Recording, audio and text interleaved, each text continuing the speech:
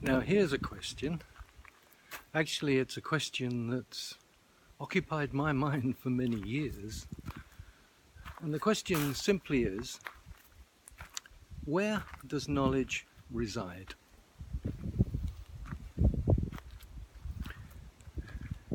If you have any comments on this, please let me know below the video. I'm always interested to hear different people's views and perceptions when it comes to knowledge. What do I mean with that question? Well, certainly many people in the West would argue that knowledge is within us.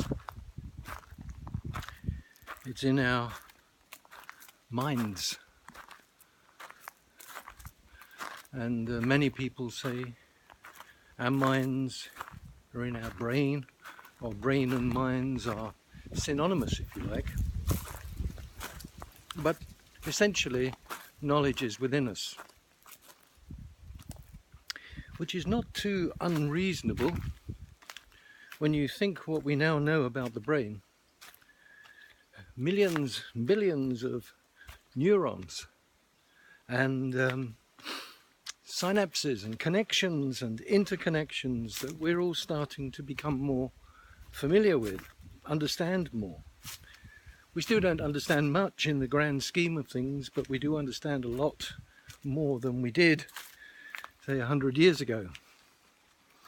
So that's a reasonable assumption that knowledge is within us, in our minds and brains. And along with that assumption comes the view that knowledge is individual. We all have our own individual, unique knowledge. And that, of course, has much evidence to support it. But is it the case that that's all knowledge is individual and unique? Or is it perhaps that some of our knowledge, let's say at a conscious level, is within us? Because the other possibility is that knowledge actually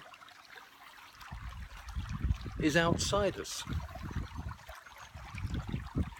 There is a view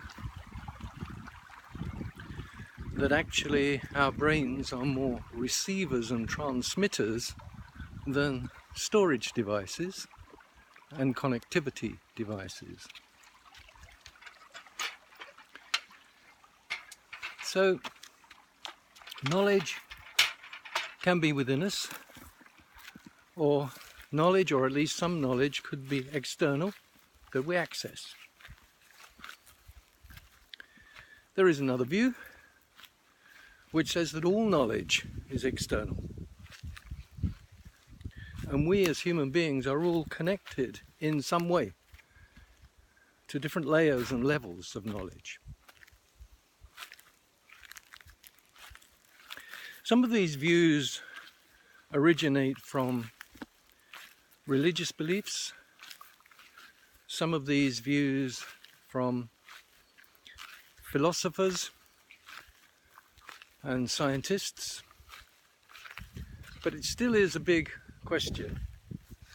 Where does knowledge reside? It has a huge impact on how we go about creating, transferring and applying knowledge and managing it effectively, if we at least know where it is. You see, I always use the example, and I'll repeat it again briefly here, although it's in more detail in one of my other videos, that a good way to look at knowledge is a little bit like electricity. If you look at electricity, we still don't actually know what it is, but we know how to manage it. We know that if we manage the generators of electricity properly, maintain them and manage them, different types of generators, oil-driven, gas-driven, electricity-driven, nuclear power-driven. If we manage these generators of knowledge, and then we have the infrastructure of what was originally pylons and cables and underground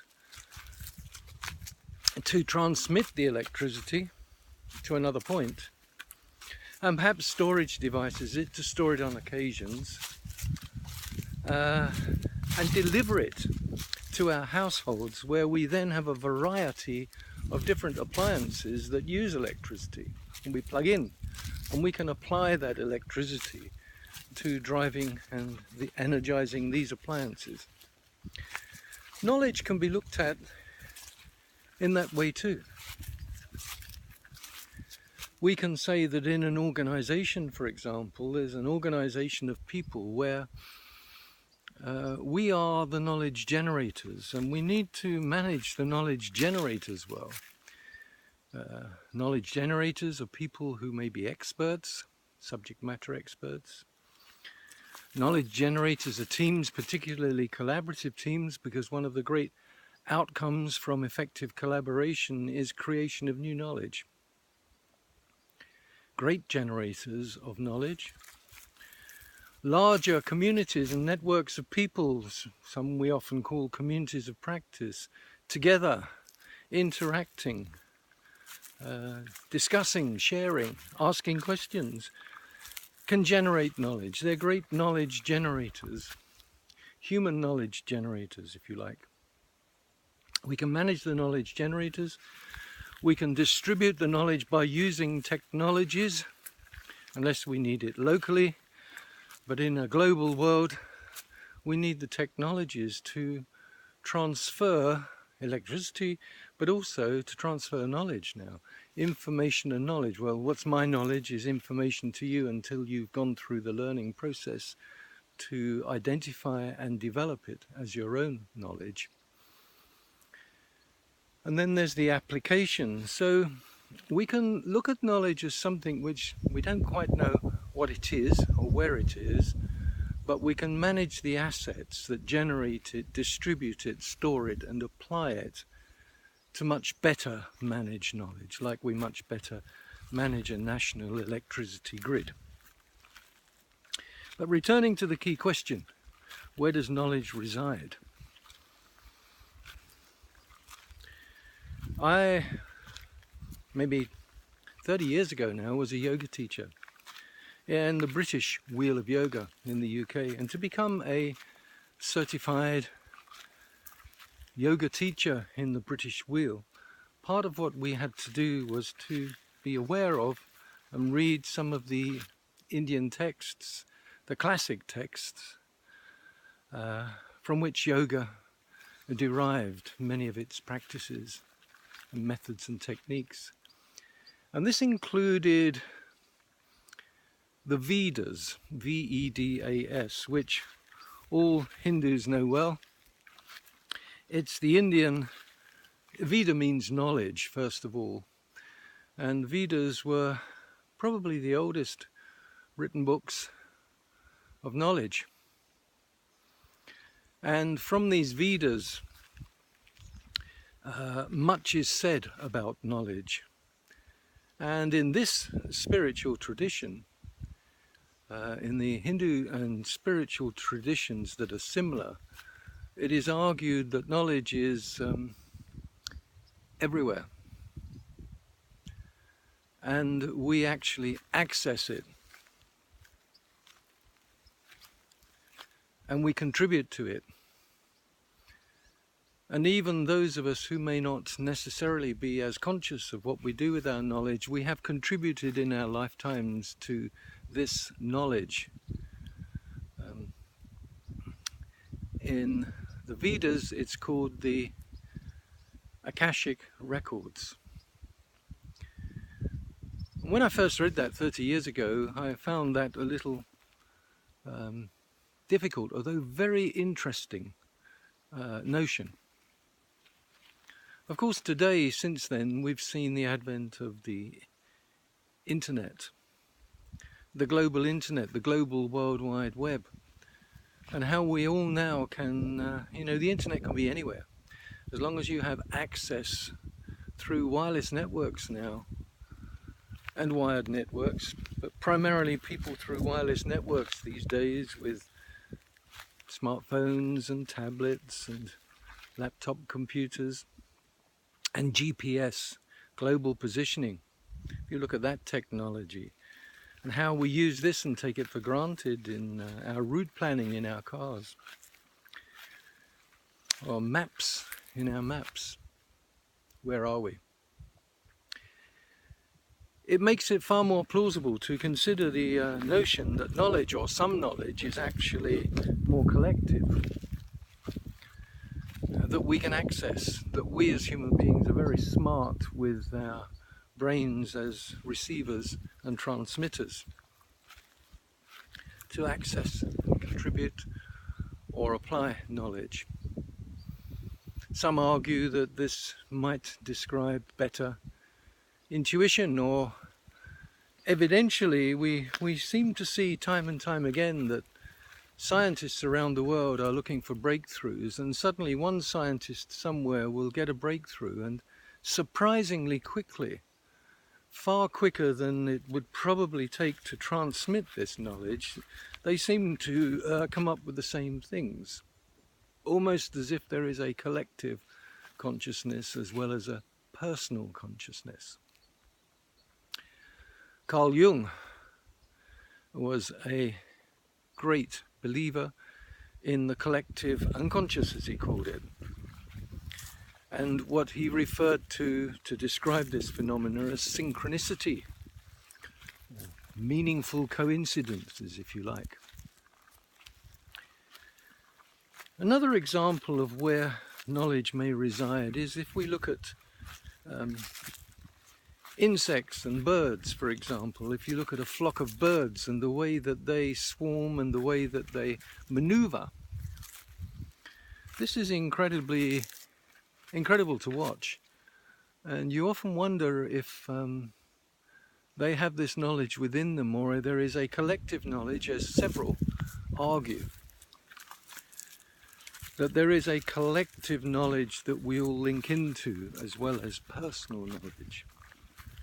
Now, why am I saying all this? Because as a practitioner, as a consultant interested in better ways to manage knowledge and apply knowledge and create knowledge in an organization, this can make a big difference, a very big difference in the way we approach it and the way we create tools and techniques to do so.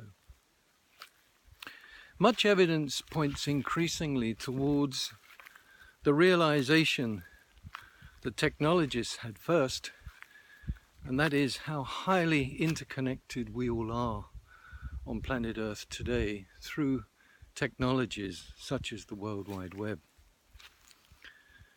This high interconnectivity enables us to act more as one, which is one of the characteristics of effective collaboration.